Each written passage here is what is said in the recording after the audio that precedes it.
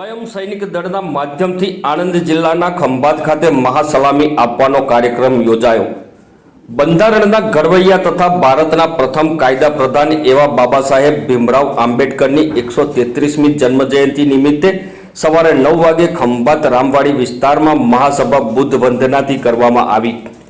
ખંભાતના રામવાડી વિસ્તારથી એક મહારેલીનું આયોજન કરાયું હતું, જે રામવાડીથી ગાયત્રીનગર પસાર કરી પ્રેસ રોડ પર આવેલ બાબા સાહેબ આંબેડકરના સ્ટેચ્યુએ મહાસલામી આપી સમાપન કરવામાં આવી।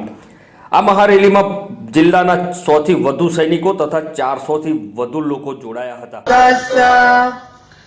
बुद्धं शरणं गच्छामि शरणं गच्छामि। Bhim Namo Buddhaya. We are because he was. Baba Saheb Dr. Bhimrao Ambedkar was born on 14 April 1891 in Mahoo of Madhya Pradesh. His father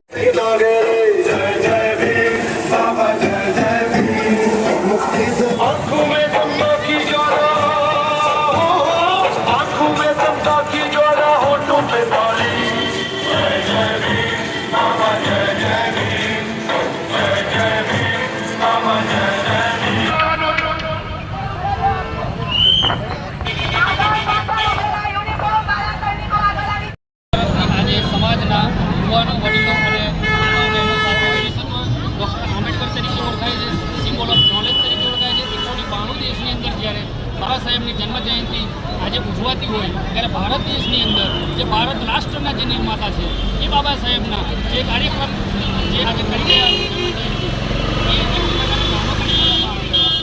આજે એક દલિત સમાજ સુધી બાબા સાહેબને સીમિત કરી દેવામાં આવે છે, જ્યારે એ પૂરા ભારત રાષ્ટ્રના નિર્માતા છે, માત્ર સંવિધાનના ઘડવૈયા નથી।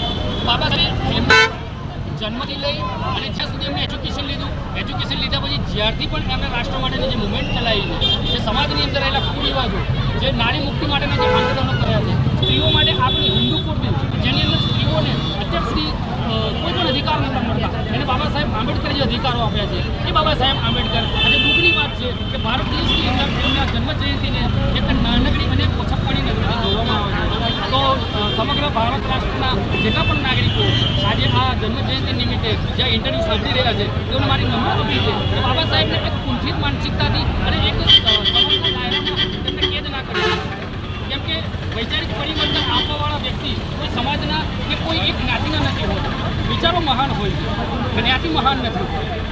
જય ભીમ, નમો।